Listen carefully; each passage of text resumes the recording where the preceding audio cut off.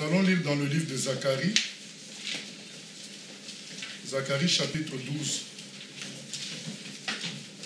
C'est ça notre passage principal, mais pour introduire ça, c'est vrai, nous allons lire plutôt Matthieu 23, 37. Matthieu 23, 37. C'est Jésus qui est en train de s'en aller pour être crucifié à Golgotha. Et les gens l'ont abandonné. La foule qui l'avait suivi l'a abandonné. Pourtant, c'est eux-mêmes qui avaient voulu faire de lui le roi. Et Jésus s'en était échappé. Mais là, c'est les mêmes maintenant qui l'abandonnent et en quelque sorte qui le livrent à un étranger à Pilate afin qu'il soit crucifié. Et Jésus, pendant qu'il est en train de partir, il dit au verset 37, Matthieu 23, 37, « Jérusalem, Jérusalem, qui tue les prophètes et qui lapide ceux qui te sont envoyés. Combien de fois ai-je voulu rassembler tes enfants comme une poule rassemble ses poussins sous ses ailes, et vous ne l'avez pas voulu. Voici, votre maison vous sera laissée déserte. Car je vous le dis, vous ne me verrez plus désormais, jusqu'à ce que vous disiez, béni soit celui qui vient au nom du Seigneur. » C'est une prophétie que Jésus donne. Il dit qu'il s'en va, il quitte Jérusalem, et il savait qu'il allait être crucifié. Il dit, c'est un chemin sans retour, jusqu'à sa venue, à sa seconde venue. Et il dit, j'ai voulu vous rassembler, j'ai voulu m'occuper de vous, mais vous m'avez rejeté, vous n'avez pas voulu de moi, ben, vous ne me verrez plus. Jusqu'à ce que, en quelque sorte, vous reconnaissiez votre tort. En me voyant à nouveau, vous allez dire, béni soit celui qui vient au nom du Seigneur. Et c'est à quel moment que cela va se passer? C'est dans Zacharie 12 plutôt. Le Seigneur vient de dire, il viendra un moment où les gens diront, ah, béni soit celui qui vient au nom du Seigneur. Là, ils l'ont rejeté, mais lui, en quelque sorte, ne les a pas rejetés. Ils vont subir la peine de leur propre péché, la peine de leur propre rejet du Seigneur. Le Seigneur avait dit, Père, pardonne-leur, parce qu'ils ne savent pas ce qu'ils font. Le Seigneur n'a jamais rejeté son peuple. Mais le salaire du péché, c'est les souffrances et la mort. Et c'est ça qu'ils allaient subir pendant tous ces 2000 ans, et surtout dans la période cruciale de la fin des temps. Et quand les gens du monde chercheraient maintenant à détruire complètement les Juifs, c'est là que Jésus va revenir. Il va revenir, et c'est là qu'ils vont dire, béni soit celui qui vient au nom du Seigneur. Il va revenir, c'est là qu'ils vont le reconnaître.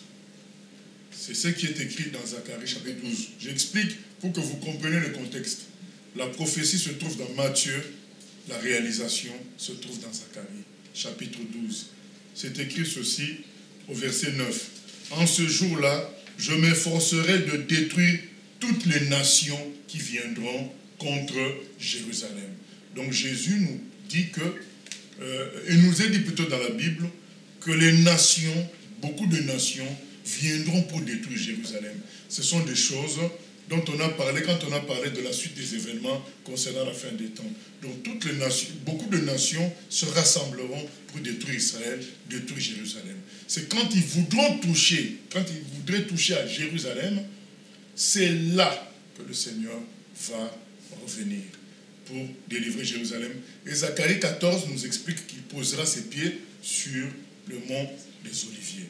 Donc là, quand il revient, c'est ce qui est écrit là, en ce jour-là, je m'efforcerai de détruire toutes les nations qui viendront contre Jérusalem. Alors, je répandrai sur la maison de David et sur les habitants de Jérusalem un esprit de grâce et de supplication. Et ils tourneront les regards vers moi, celui qu'ils ont percé. Zacharie 12, 9, voilà, à partir du verset 9. Donc verset 10, c'est écrit, et ils tourneront le regard vers moi, celui qu'ils ont percé. Ils pleureront sur lui comme on pleure un fils unique. Qui est fils unique si ce n'est Jésus? Voilà, ils pleureront comme on pleure un fils unique. Donc ils tourneront le regard vers moi, celui qu'ils ont percé. Qui a été percé? C'est Jésus qui a été percé. Voilà. Et au verset toujours 10, c'est écrit, ils pleureront amèrement sur lui comme on pleure sur un premier-né. Qui est le premier-né? C'est Jésus. C'est Jésus. Donc, Colossiens chapitre 1er, on dit de lui qu'il est le premier-né de la création. Donc, c'est lui qui existe avant toute chose. Voilà. Donc, avant que Dieu ne fasse quoi que ce soit, son fils était déjà en lui. Dans ce sens-là qu'il est premier, ce n'est pas qu'il a eu un moment où il a commencé, c'est juste qu'avant tout, il est déjà là, lui. C'est lui le premier. Ils pleureront amèrement sur lui comme on pleure sur un premier-né. Verset 11. En ce jour-là, le deuil sera grand à Jérusalem, comme le deuil d'Adradimon dans la vallée de Méguidon. Le pays sera dans le deuil, chaque famille séparément. La famille de la maison de David séparément, et les femmes à part. La famille de la maison de Nathan séparément et les femmes à part. La famille de la maison de Lévi séparément et les femmes à part. La famille de Shimei séparément et les femmes à part. Toutes les autres familles, chaque famille séparément et les femmes à part. Donc on nous dit qu'ils vont pleurer. En fait, c'est un deuil de 2000 ans, de plus de 2000 ans. C'est-à-dire, quand ils vont reconnaître que c'est celui qu'on a percé, ils vont dire, donc pendant 2000 ans, on l'a rejeté. Pendant 2000 ans, on s'est moqué de lui. Vous savez, Jésus, en Israël, on l'appelle Yeshua. Donc, c'est un surnom péjoratif. Donc, c'est rabaissant. Donc, pendant 2000 ans, ils l'ont rabaissé comme ça. Et quand il était sur terre, donc dans Matthieu 23, ils l'ont encore rejeté. Ils ont dit à Pilate, crucifie-le. Et c'est là que tout cela va venir. Ils ont dit, mais c'est lui le percé. C'est lui qu'on a transpercé. C'est lui qu'on a crucifié. C'est lui que nous avons vendu. C'est lui que nous avons rejeté. Mais c'est lui, en réalité, notre fils. Le fils aîné. C'est lui notre chef. C'est lui notre sauveur. C'est lui, voilà, notre sang. Vous imaginez quelqu'un qui est à vous et que vous avez vendu. Et quand vous vous rendez compte de ça, et qu'il revient, il revient maintenant pour vous sauver. Parce que là, quand il arrive là, Jésus, c'est pour les sauver. Mais eux, quand ils le voient dans la gloire, ils le reconnaissent cette fois. Ils disent, mais c'est lui qui avait été transpercé. Et qui va permettre qu'ils reconnaissent comme ça? C'est l'Esprit de Dieu. Il est écrit, avant tout ça, je répandrai un esprit de supplication. C'est écrit au verset 10. Alors je répandrai sur la maison de David et sur les habitants de Jérusalem un esprit de grâce et de supplication. Donc ils comprendront qu'il est leur sauveur. C'est ça la grâce. Ils comprendront qu'il vient les sauver. Parce qu'il faut cette grâce pour exister. Vous savez, parce que si vous ne recevez pas cet esprit de grâce, vous vous suicidez parce que vous vous dites qu'il vient se venger. Mais ils vont recevoir un esprit de grâce. Ils vont comprendre qu'il vient les sauver. Mais en même temps, ils vont se souvenir que c'est eux qui l'avaient rejeté. C'est eux qui l'avaient donné à Pilate. Ils vont se souvenir qu'ils l'ont transpercé. Ils vont se souvenir que pendant 2000 ans, ils se sont moqués de lui. Et ça sera des pleurs. Des pleurs. Ça sera le grand deuil. Le grand deuil. Mais heureusement, il y a l'esprit de grâce, l'esprit de salut qui sera répandu en ce moment-là. Et tous en ce moment-là seront sauvés. Donc quand on dit qu'il y aura un salut national, ça sera en ce moment-là. Tous ces gens-là qui verront ça, qui regretteront, ils seront sauvés par grâce. Finalement, tout homme est sauvé par grâce, finalement. Personne n'est sauvé par la loi. Eux aussi seront sauvés par grâce. Mais ils vont pleurer. Ils vont pleurer d'être passés à côté pendant 2000 ans. Ils vont pleurer à la place de toutes les générations. Ça sera le grand deuil. Et mon exhortation, c'est que nous aussi, nous ne vivions pas la même chose. C'est-à-dire le jour où nous verrons le Seigneur, que nous ne puissions pas pleurer amèrement en nous disant, mais qu'est-ce que j'ai fait de ma vie? Pourquoi j'ai négligé Jésus? Parce que bien aimé, le jour où on le verra, l'Esprit Saint sera total en nous. On comprendra tout en un instant. Quand l'Esprit parle, quand il entre dans quelqu'un, la personne comprend tout en même temps. Vous voyez, les gens qui meurent, ils se rapprochent d'un état d'esprit et ils comprennent tout en même temps. Ils ont, en une seconde, ils ont le flash de toute leur vie. Parce qu'ils se rapprochent, quand tu te rapproches de la mort, tu te rapproches d'un état d'esprit, j'avais dit esprit, tu commences à devenir comme un esprit. Donc tu comprends tout d'un coup. Donc quand nous allons rencontrer le Seigneur, nous allons comprendre tout d'un coup. Et il y aura des pleurs. Mon exhortation, c'est juste qu'on évite que ces pleurs-là soient trop grands, que le deuil soit trop grand. Mais forcément, il y aura des pleurs, parce qu'on pleurera aussi toutes les souffrances qu'on a eu à endurer sur terre, mais ça sera court. Les grands pleurs, c'est ce qu'on vient de lire là. C'est-à-dire qu'il y aura un grand deuil pour avoir négligé le Fils de Dieu, le premier-né d'entre les morts, pour avoir négligé notre Sauveur. Parce que ce jour-là, on comprendra quelles ont été ces souffrances. Aujourd'hui, on nous en parle. De temps à autre, on a des flashs de compréhension. Mais quand on sera dans cet état-là, c'est un état où notre cerveau devient esprit. On comprend tout d'un coup. Ce jour-là, on va voir ces souffrances, on va comprendre ça, et on va pleurer pour être passé à côté. Parce que quand on saisit les souffrances de Jésus, on saisit ce qu'il a fait pour nous, on ne peut pas demeurer sur terre préoccupé par les choses de la terre. On devient comme celui qu'il a rencontré sur le chemin de Damas. Paul, en un instant, il a tout compris. Puisque Jésus lui a dit clairement, c'est toi qui me persécutes. Paul a fait le lien entre sa façon de se comporter sur les chrétiens et le fait de faire souffrir Jésus-Christ. Ça l'a écœuré. Il y a un esprit de supplication qui est tombé sur lui, un esprit de repentance. C'était tellement fort que Paul, finalement, est devenu fou de Jésus. En fait, il ne savait pas comment faire pour réparer ça. C'est ça qui est arrivé à Paul. Il ne savait pas quoi faire pour réparer ça, que de donner sa propre vie. C'est pourquoi il a donné sa propre vie. Mais bien aimé, Paul n'est pas le seul à avoir persécuté Jésus. Il n'est pas le seul. Si aujourd'hui Jésus s'est retrouvé à la croix, c'est à cause de nos péchés. C'est une façon de dire que c'est nous qui l'avons crucifié, puisque s'il est arrivé là-bas, c'est à cause de nos mauvais comportements, c'est à cause du fait que nous, on était dans la rébellion vis-à-vis de Dieu. Donc, en quelque sorte, comme Paul, nous avons persécuté le Seigneur.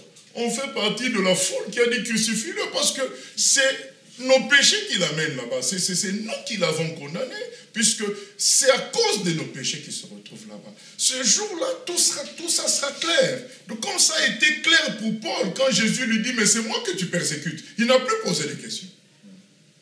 Il n'a pas dit, ah donc, quand je persécute les chrétiens, c'est toi, tout est devenu clair. Je vous ai raconté mon témoignage de 100% pour Jésus. Quand une voix m'a dit, est-ce que tu as le droit de dire ce que tu dis? Parce que moi, j'ai dit, Dieu, tu m'as abandonné. La voix m'a dit, est-ce que tu as le droit de dire ce que tu dis?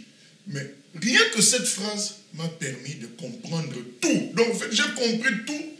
Rien que par cette phrase, j'ai compris que je menais une vie de débauche. J'étais dans une double vie. J'allais à la chorale, mais j'avais ma propre vie à côté. J'ai compris. D'ailleurs, la conséquence de ça, c'est que j'ai dit à la voix, à partir d'aujourd'hui, je serai 100% pour toi. Parce que j'ai compris ce qu'on me reprochait. On m'a dit tout simplement, est-ce que tu as le droit de dire ça que Dieu t'a abandonné? Moi, j'ai compris. tout, en un clin d'œil, tu comprends tout, toute la situation. Et ma prière, c'est qu'en écoutant ce message, que cette compréhension, soit maintenant, soit plus tard, devienne claire. Que c'est nous qui avons crucifié le Seigneur, c'est nous qui l'avons conduit à la croix, c'est nous qui l'avions persécuté. Comprendre ce que le Seigneur a enduré pour nous et que maintenant cette personne encore vient te sauver. Alors vous savez, ça crée les pleurs dans le cœur. C'est pourquoi il va y avoir un grand deuil ce jour-là. Parce qu'il y aura un esprit de supplication et un esprit de grâce en même temps. Les gens voient, mais il vient nous sauver, alors que nous, pendant 2000 ans, on lui a fait ceci. Alors que nous, pendant... Là, c'est un contexte juif. Pendant 2000 ans, on l'a rejeté. C'était notre frère. On a rejeté. Est-ce que on se rend compte quand de voir que tu as rejeté ton frère, comment ça fait mal? Que tu te rends compte qu'en réalité, c'était ton frère que tu avais persécuté, que tu avais licencié, que tu persécutais au travail. 10 ans plus tard, quelqu'un t'informe que c'était le fils de ton père, tu ne savais pas. Alors, la douleur que tu vas ressentir, que à cause de toi, pendant 10 ans, il a galéré. Alors que c'est toi qui devais le sauver. Et en plus, ce frère-là qui revient gentiment pour t'aider. Alors là, c'est ça qui va arriver. Et c'est écrit, hein, je lis les choses qui sont écrites. C'est écrit dans Apocalypse 21, 4. Apocalypse 21, 4.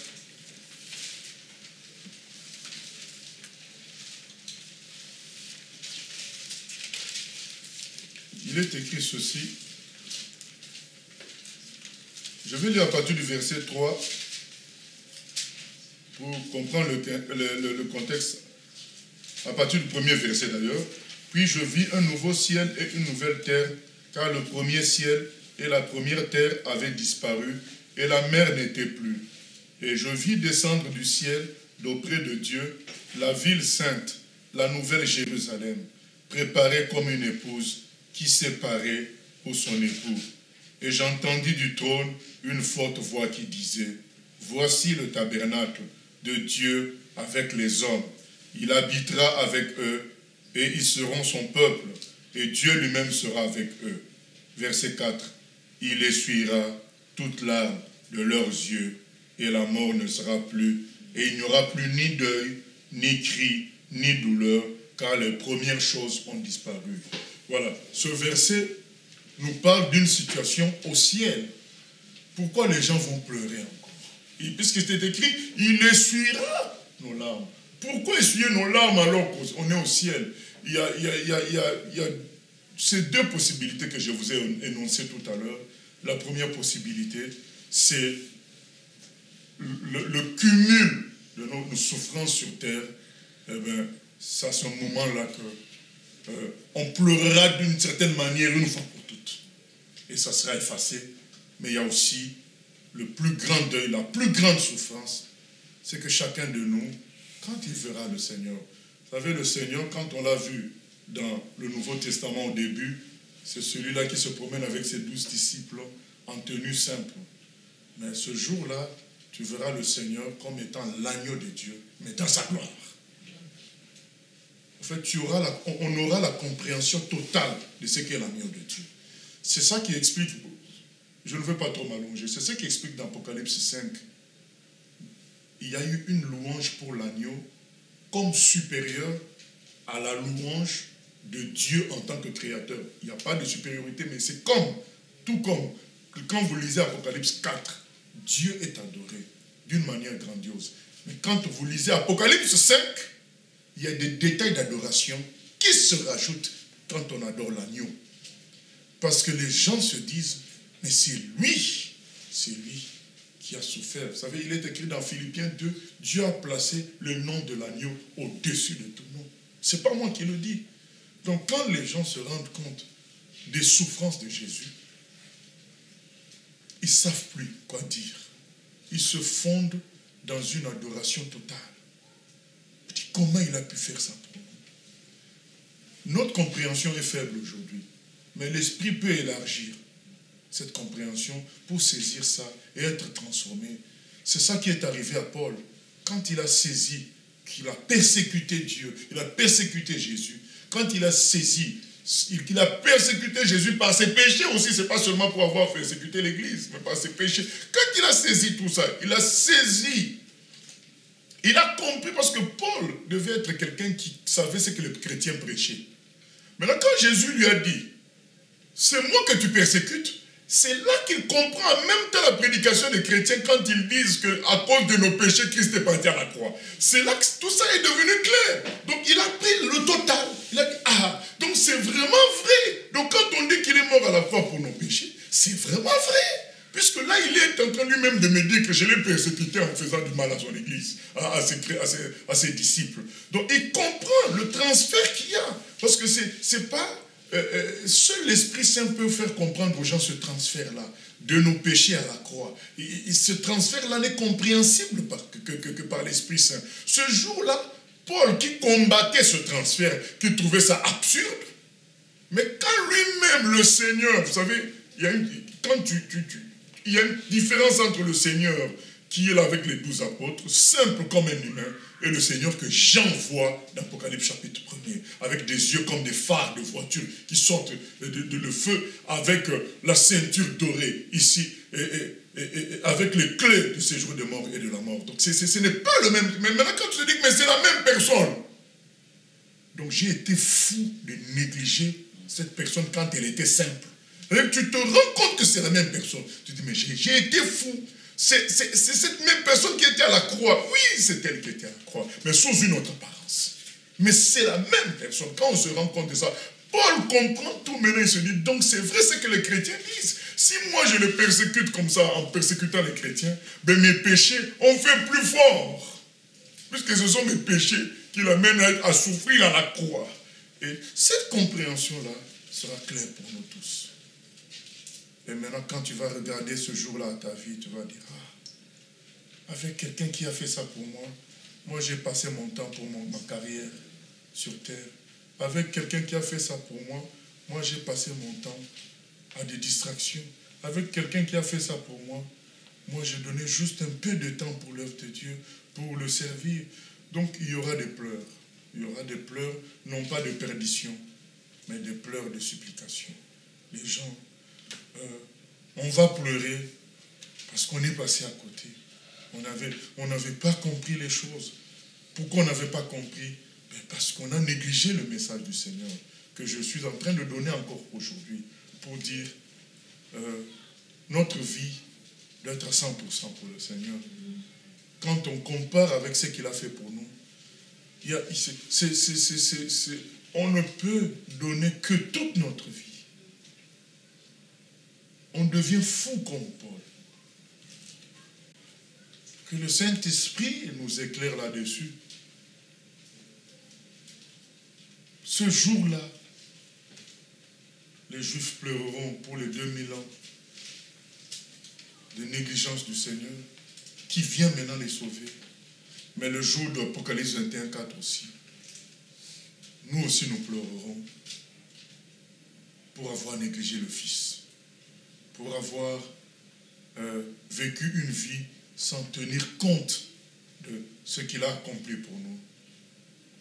Ma prédication, c'est que nous diminuons la quantité du deuil, la quantité de pleurs, en offrant nos vies, en sacrifice vivant, saint, agréable, en comparaison avec ce qu'il a fait pour nous. Que nos vies lui appartiennent totalement. Un chrétien, ce n'est pas quelqu'un qui dit « je ». C'est quelqu'un qui ne vit plus. C'est la vie du Seigneur maintenant qui compte en lui. C'est ça qui compte.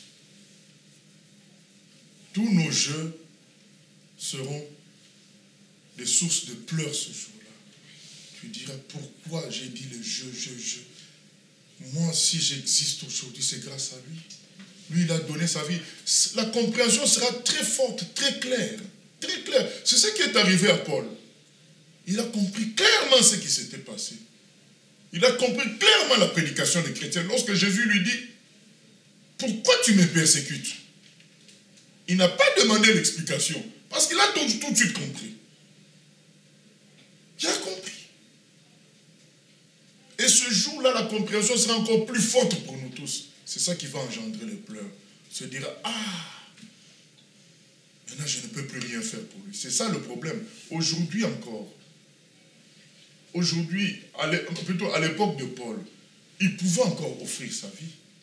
Aujourd'hui encore, on peut offrir notre vie. On peut faire quelque chose pour lui. Mais ce jour-là, pourquoi on va pleurer? Parce qu'on ne peut plus rien faire pour lui. On est déjà sauvés, on est déjà des hommes nouveaux, c'est fini. Il n'y a plus de combat, il n'y a plus rien. C'est qu'on va pleurer, on va dire, mais j'ai perdu mon temps sur terre. Mais dans sa grâce encore, il va essuyer ses larmes. Ça sera oublié. Toute notre vie au ciel, on ne s'en souviendra plus. Mais il y aura un instant où il y aura ce deuil-là. De n'avoir pas été à 100% pour Jésus. Il y aura ce deuil-là. Apocalypse 21:4, il essuiera toutes nos larmes. Parce qu'on se dira, ah, lui qui a fait tant pour nous, et moi je n'ai rien fait pour lui. Tout sera clair. C'est pourquoi évitons cela. Soyons de ceux qui, quand ils arriveront ce jour-là, ça sera comme une continuité. C'est-à-dire qu'ils ont déjà donné leur vie ici sur terre.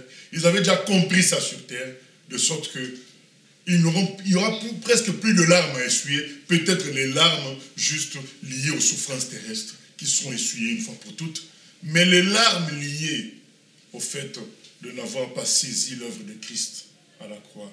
Ces gens-là n'auront pas ça parce qu'ils auraient été... ils auraient accepté leur croix ici sur terre. Ils n'ont pas cherché à échapper à ça. Ils n'ont pas cherché à faire leur volonté. Ils étaient livrés au Seigneur. Ceux-là, quand ils arrivent là, on leur dit, entre dans la joie de ton maître. Mais les autres, quand ils arrivent, ils sont sauvés par grâce. Mais ils se rendent compte que c'est comme si cette grâce est injuste, quoi. Ils se rendent compte qu'eux, ils n'ont pas vécu pour le Seigneur, mais lui, il les sauve par grâce. Et ça sera les pleurs, Mais Jésus essuiera encore les larmes. Alors moi, mon souhait, c'est qu'il n'y ait pas ces pleurs-là. Que nous livrions nos vies ici sur terre. Que nos vies soient la vie de Jésus, la vie de Christ. De sorte que quand ce jour-là arrive, ce soit plutôt un jour de gloire et non pas un jour de deuil, un jour de pleurs. Voilà, que le Saint-Esprit nous parle et nous éclaire, de sorte que nos vies soient entièrement à lui, qu'il n'y ait plus de jeux, ni de projets humains personnels, mais que tout dans notre vie ne soit que l'émanation du service à l'agneau, en reconnaissance de ce qu'il a fait pour nous. Que le Seigneur nous révèle ce que Jésus a fait pour nous, au nom de Jésus. Amen. Amen. Père éternel, nous prions que tu nous aides à comprendre ce que Jésus a fait pour nous. Comme quand Paul a compris sur le chemin de Damas, il était dépassé par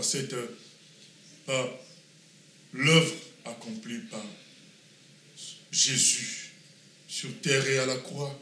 Il était dépassé. Que Jésus le sauve encore, malgré tout ce que lui il avait fait contre lui, par ses péchés et en persécutant l'Église. Alors il est devenu fou. Il s'est livré. Il s'est dit qu'il n'avait plus rien d'autre à donner que tout, pour celui-là qui est mort pour lui à la croix. C'est pourquoi il dit dans Philippiens 3, je considère tout comme perte, à cause de l'excellence de la connaissance de Jésus-Christ, mon Seigneur, pour qui j'ai renoncé à tout. Voilà ce que Paul dit, parce qu'il a vu, quand il a connu Christ, quand il a compris ce qu'il a fait. Cela l'a conduit à renoncer à tout pour lui. Seigneur, augmente la connaissance. Papa, augmente la connaissance de Jésus dans nos cœurs, pour que cela nous porte à dire comme Paul, je renonce à tout pour lui. Seigneur, à toi la gloire, la louange, pour tout ce que tu as fait pour nous, Jésus. Merci, Seigneur. Merci. Tu as été transpercé pour nous. Tu as été crucifié presque nu pour nous. Les gens se sont moqués de toi pour nous. Descends de ta croix si tu es vraiment fils de Dieu. Quelle humiliation. Tout ça pour nous, Seigneur.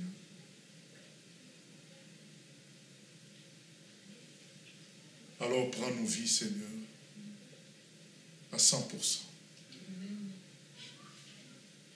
Oh, oh, prends mon âme, prends-la, Seigneur, et que ta flamme brûle en mon cœur, que tout mon être vibre pour toi, sois seul mon maître, ô divin roi, source de vie, de paix, d'amour, oh, vers toi je prie, la nuit, le jour, entends ma plainte, sois mon soutien,